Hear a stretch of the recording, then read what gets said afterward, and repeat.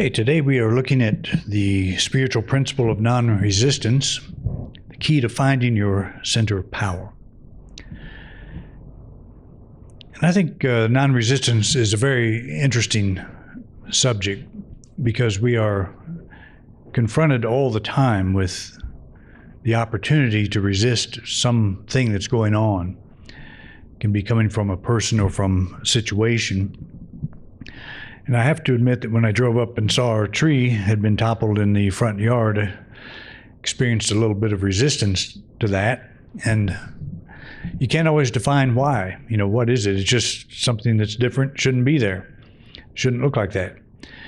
And it's a sort of a knee-jerk reaction that we say that in our mind. There's something different. It shouldn't be there.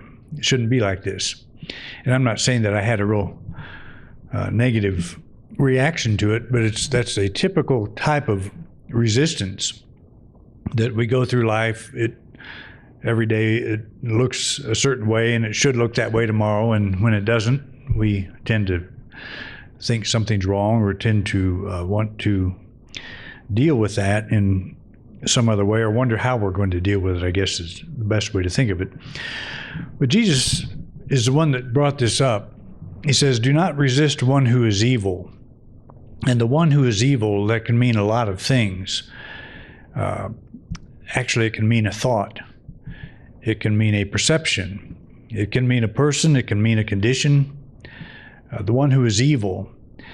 The word evil, as one of my instructors in school many years ago said, if you just replace the word with error, replace the word evil with the word error, and you'll get a pretty good sense of what it means. Do not resist an error in perception, is how we would look at that. There are several cases where Jesus apparently did resist people. And I mean, this is how the story is told anyway. Whether or not he actually did this historically, we don't know, we'll never know. But he had, I think it's the Gospel of Matthew, has 7 woes directed to the Pharisees. He was very angry in his expression toward them for some of the things they were doing that he did not think were appropriate. There's the story of turning tables over in the temple. John has that at the first of his gospel. Matthew, Mark, Luke put it at the end of their gospels. But it looks like a case of resistance. And there was another time when the people were going to make Jesus king. It says they were going to make him king by force. And he took off to the mountains. He didn't want anything to do with that. So I would say that's a case of resisting. So I think we're looking at not necessarily lack of action, but how we handle that incident within ourselves.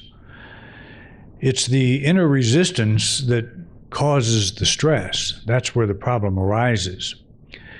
And stress, we know, is a pretty big issue concerning health and all of that. We all have gone through things where we felt very confident. Something new's been thrown into our path, and we feel confident in how we are going to handle it. And we've all had situations where we had things thrown in front of us that we didn't know how to handle. And so we stressed out over them. So which way would you rather go through that problem? Would you rather go through it in confidence, or would you rather go through it stressed out? And I think all of us would agree that we handle things better when we are coming from a place of strength, a place of power, rather than a reaction of stress.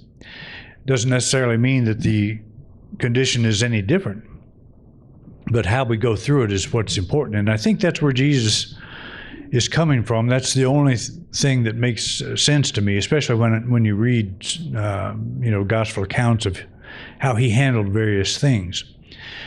And he was basically always resisting the Jewish leadership. At least it's portrayed that way. Always correcting them, always, pointing out some of the problems in their expectations on people and so on. The heavy burdens they were binding on others. So I don't think he said, let's get off the playing field of life and let's just let everything go. Let's agree with everything that happens. I don't think he was talking about being some kind of a spiritual wash rag or doormat. I think it has to have everything to do with how we handle it within. I know that from my own experience, and I'm sure you would agree with this, I would rather handle something from a point of strength than from a point of weakness. And it makes all the difference in how we feel.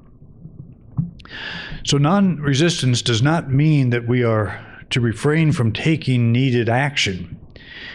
It means that we do not react at the level of the problem. We approach our challenge from a place of strength rather than from a place of fear. And that's why I like the picture of the flowing stream, because when it is blocked, it knows how to go around, or it knows how to be patient until it fills that blockage that is created by that, or the space that is created by that blockage, and eventually goes through it. It knows how to do it. It doesn't necessarily resist it. It just eventually finds a way through. So it's non-resistance does not mean that we are to refrain from taking needed action. It means we do not react at the level of the problem.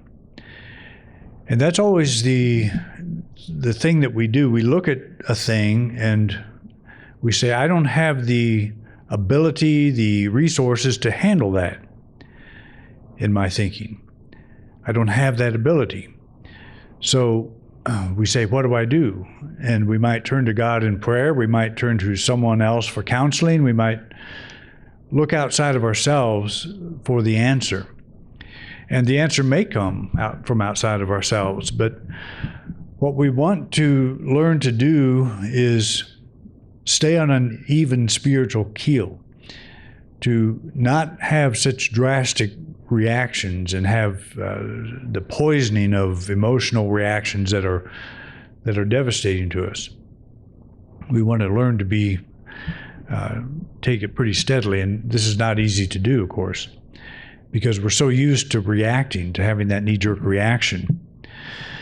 It's interesting, this little device called Newton's Cradle, you've all seen this. Most of us react to a negative development with resistance. We feel threatened and we want to protect our perceived vulnerabilities. So we take the problem at face value and respond accordingly.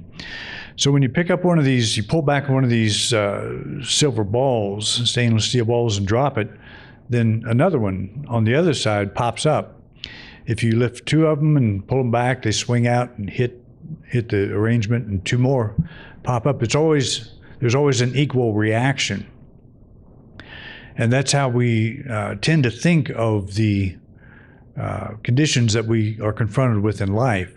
It's whatever pops up in front of us, we perceive that, and then we feel like we need to come up with an equal reaction to that to overcome it, or even a greater reaction. And it's when we don't feel we have the resources to do that we run into problems, that we run into the stress side of it. We don't feel like we're empowered enough and need something else to help us through. But a vital piece that we leave out of our reaction is the strength that is available to us from our own center of power. And this is where discipline comes in, the spiritual discipline, that we look at ourselves, look at our reaction, the experience we're having, how we're feeling about something, and we learn to catch ourselves and say, there's an element that I'm leaving out. I'm having a negative reaction to this thing. I don't know how to handle it. I don't know, what to do about this. But we stop and say, but there is something in me that does. There is a center of power. we recognize the soul is life, love, power, and intelligence. Same qualities that we find expressed in God, the same qualities of God: life, love, power, and intelligence. And we remember that all of these qualities are within us. When we say, I don't know what to do, we're kind of shutting off the intelligence switch and saying, let's just turn that off for now because I don't know what to do. What we want to do, though, in our time of need is make sure that switch is on, that the intelligence of God is always with us, expressing as the intelligence of our soul. You don't have to know what to do at this moment to know what to do. The answer unfolds. It unfolds in ways that you may not even be thinking at this moment. And as far as the power goes, I'm powerless to do something about this situation. It's greater than I am. There is a positive aspect of saying, I'm powerless. My ego is not the power. But the power of God is always in us. And it's important to make that distinction. It's not my brain full of wisdom that's going to get me through this. It's a power greater than that self, that aspect of me. But to find our center of power is to look at the problem in the eye, to be able to look at the problem face to face and still feel it's all right. Everything's working out. Everything's going to be fine. And as I've said many times, you're knocked off your feet by the appearance. Most of us are. But that we're not done. We're not out of the fight. We're not out of life. We're still there. And so it sometimes takes us some time to remember to just sit down and reestablish your thinking, your awareness in that center of power. The power of God is now working in and through me. That has never ceased. I think when the prodigal son was out in the far country and he came to himself, that's what it means. It's a change of mind. Where I thought the world was on top of me a few moments ago, I come to that center and I take a deep breath and I reestablish my sense in the understanding that everything is working out. In my entire ministerial career, I've never been on such an uncertain path as I am now. It's a pretty interesting process, but I think it's part of my education, part of my spiritual journey. It's an opportunity to not resist the unknown. When you can look at your life path and be able to predict it for several years down the road, that's one thing. But when you can't, it becomes something else. And it becomes a walk of faith, a walk of power, a walk that is guided by your own inner knowing that if this stuff works, it better work now. And I better work it. I better work with it. And it's not like a you better or else kind of thing. It's like, if it doesn't work, why would I get up here every Sunday and talk about it? Why would I promote this? Why would I devote my life to it? It does work. And it's always working. I may not work. I may fall down on the job. But that's the whole thing with the spiritual learning, is it's me remembering what is true. Not trying to make something true, but me recalling or recollecting, recovering what is true. Bring it to remembrance, bring it to mind, and live from what is true. And the truth is, I'm always centered in the power of God. The power of God is always centered in me. And so that is cause to not resist whatever comes up. And don't mistake that again with lack of action. because action is important. But I think it was Emerson that said, I prefer no action to misaction. And I think that's what I prefer too. Because we've all run around like a chicken with his head cut off. What's that celebration in Fruita?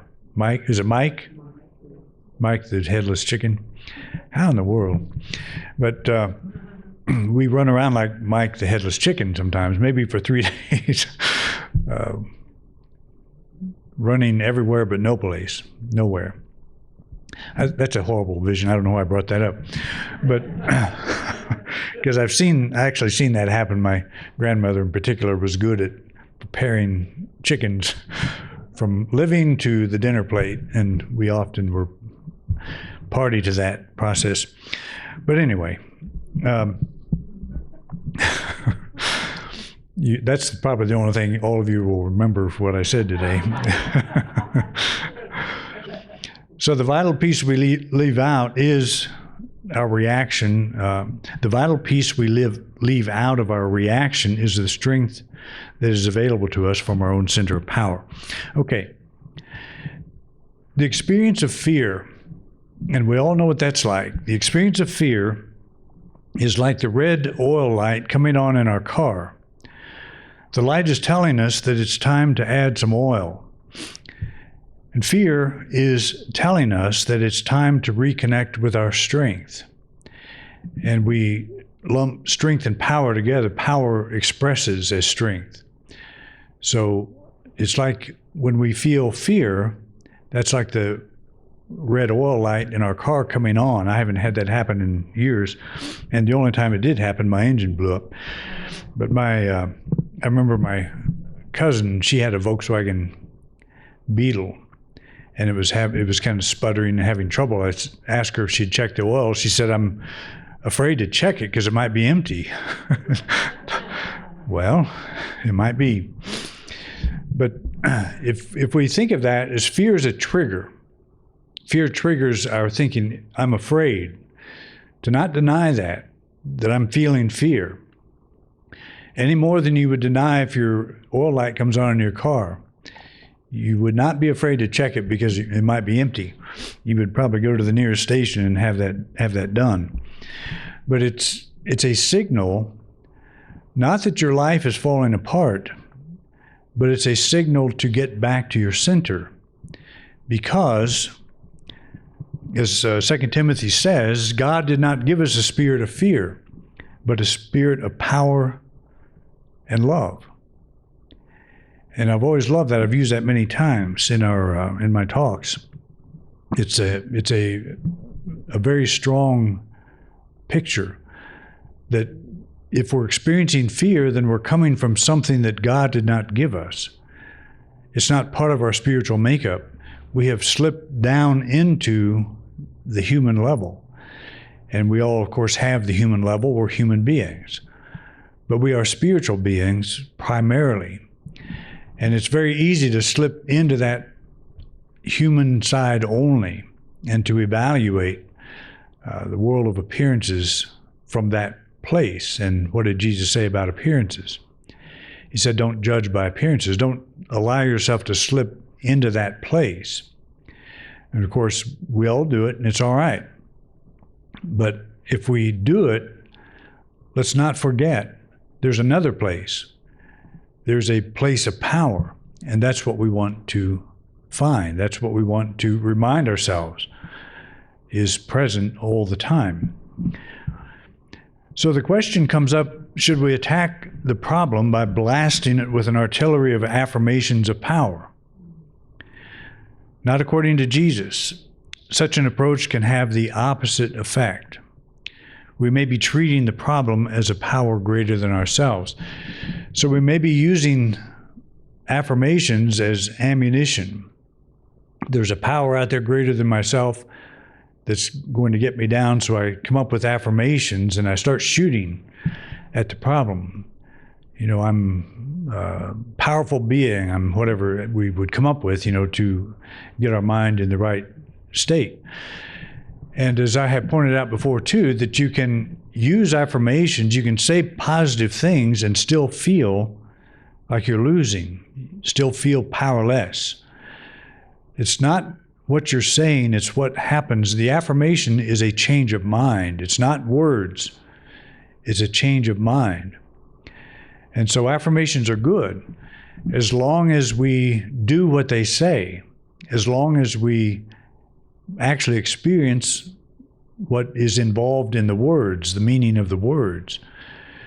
So if I say I am powerful, centered in God, the one presence and one power is now working through me, things like this, to make sure that we shift over to that awareness. And usually we have to do this. You would shoot an affirmation, you would say an affirmation, and then take time to absorb, to cooperate with the process that you're talking about. Because there's the affirmation we start out with, there's only one presence, one power in the universe, that's God the good. Very powerful affirmation, but are we moving into the experience of what that means? And what we do as human beings is we go in and out all the time. We go in and out. And we want to remind ourselves of the truth of this and not just lob these shells of affirmations at this enemy that's out there trying to get us. We want to get to the point where we feel the truth that that which is in me is greater than that which is in the world. And not just as a statement, but as a knowing. It's a change of how we feel. And how do you feel, as I talked about last week, the idea of peace and freedom. When you achieve a level of peace and freedom, you have gotten what you're after. You know that you have done that when you are experiencing peace and freedom. Whatever the thing is you're praying about, you move into that experience of peace, peace of mind, and freedom from fear. Your prayer is answered. Just hold that place, hold steady to that place, and go through the situation. Do whatever you have to do to get through it. And again, we're not talking lack of action. I think a lot of people think non-resistance is lack of action. And there's certain kinds of action that we don't want to get involved in, but we're thinking at a spiritual level. What's going on within us? And anytime your emotions are turning up fear, the red oil light is on, and that's a signal to get some oil, to get back to your center, to get back to that place of power. And we all have it. That's the beauty of this whole message, is we all have it. Some of the early teachings, actually some Christian teachings, thought some people have the spark of God, others do not. The whole Christian message is the belief that some will be saved, some will not. You have to be a Christian to be saved. But the truth is, God is universal. There is no religious requirement at all. You don't have to be in any religion to tap into spiritual principles. They are not owned by any religion. I was reading about some of the early mystics who were crucified basically by the church, sometimes literally, because they had this awakening that God was universal and within everybody. And they would talk about this. Madame Guyon, she was a French mystic, had a tremendous following. She believed in the practice of quietism, which we would call meditation today, and that was condemned by the church because God is not within you. God is, well, we all know where God is, anywhere other than where you are, up in the sky, on the mountain, in the trees, in the ark of the covenant. Wherever you are, God is not. But you connect to God through the church, through the synagogue, through whatever.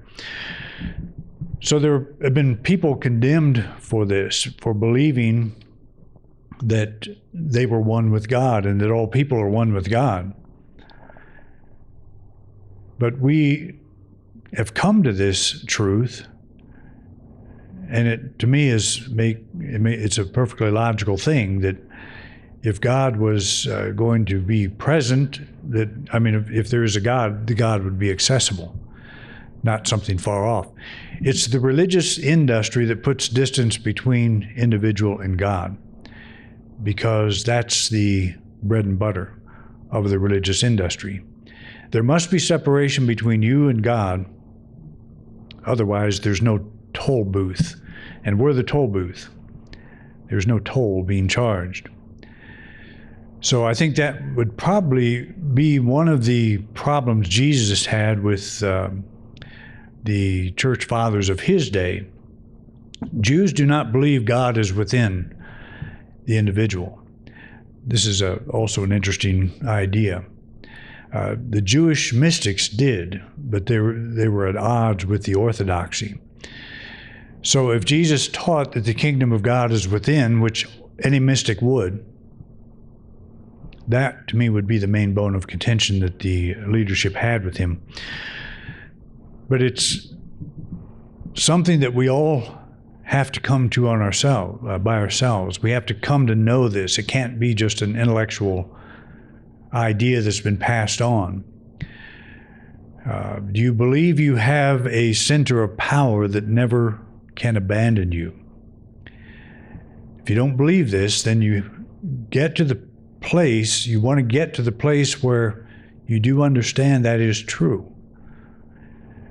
Do you believe in the idea, have you accepted the omnipresence of God?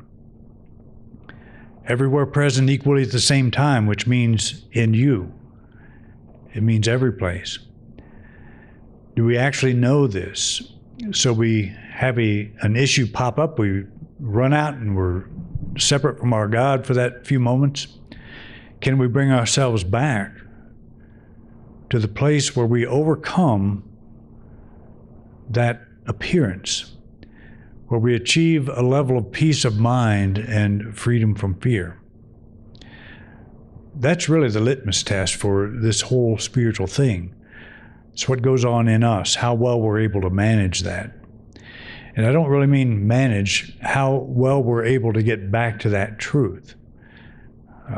We want our spiritual life to be part of our daily life. This is where we live. And we want to be reminded, but we want to know the depths of our heart. We want to be reminded of what we know is true at the deepest level. And have we come to that truth? And that's what we want to keep asking ourselves. It has been rightfully said that we do not affirm something to make it true. We affirm it because it is true. Once we get past our initial jitters, our first job is to establish our thinking in what is true. And this is, again, just often a matter of just sitting quietly and opening ourselves, letting ourselves get off the frantic mindset that we're in, the mental and emotional roller coaster that we might be on at that moment. And just to take a deep breath and remind ourselves that power that is God, the power of God, is centered in me, and I am centered in God.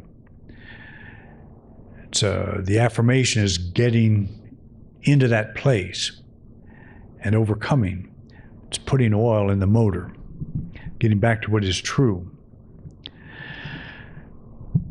So one of the ways of doing this is to imagine the worst case scenario.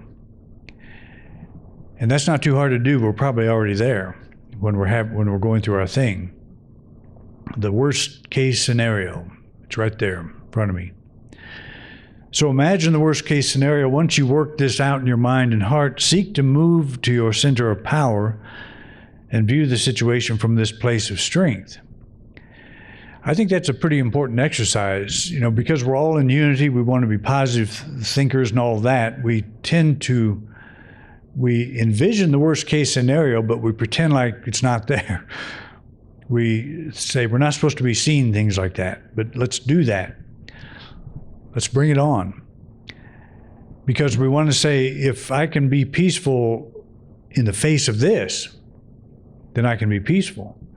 I can experience the peace that passes understanding. I can experience the power of the soul. That which is in me is greater than that which is out there. And that's what we want. So we confront the problem by acknowledging what we think is the worst case scenario. And then we deal with that. We start there.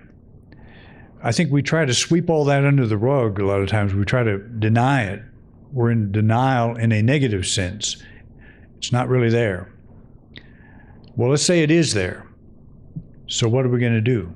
How do we handle the reality of this present situation from what we know is true? How do we actually deal with this on a spiritual level? So in the beginning, you will waver between strength and your old reaction of fear. You take a deep breath, bring yourself back, and hold fast, knowing this too shall pass. So it's not that hard to do. The hardest thing that I find with dealing with any situation from a spiritual perspective is remembering to do it. Because we get so caught up in the appearance that we have this reaction, and suddenly we're on the battlefield and the dust is flying, the feathers and fur and whatever is every place, and we're right in the middle of it, having this emotional breakdown. So remembering to do it, that's the important thing. And you would think, I've been doing this 40 some years telling you guys how to do it, and I forget. And so I find myself doing that, and I'm thinking, don't you do this? Don't you teach this? Does this work or not? And if it doesn't, what are you doing? And I always come back to this place where I can sit in my chair in my study area, close my eyes, and find my center of power. And the moment I do, everything falls away. I know everything's okay. And my head will kick in and say, but you don't know what you're going to do yet. You don't know the answer yet. And my soul says, we'll figure it out. We'll take the next step, and the next step, and the next step, just like you have always done, and you'll get through this. And here we stand. Thank you for watching this week's program. If you enjoyed this video, please share it with others. We want to reach as many people as we can, and we appreciate your help. If you'd like to help support this ministry, just click the donate card at the top right-hand corner of your screen. Your financial support means a lot to us. We have many subjects in our video lineup, so feel free to take a look. If there's a topic you don't see and would like me to address, just put it in the comment section. I'd love to know what's on your mind. To subscribe to this channel, simply click our logo. Thanks again for your interest in independent unity, and have a wonderful week.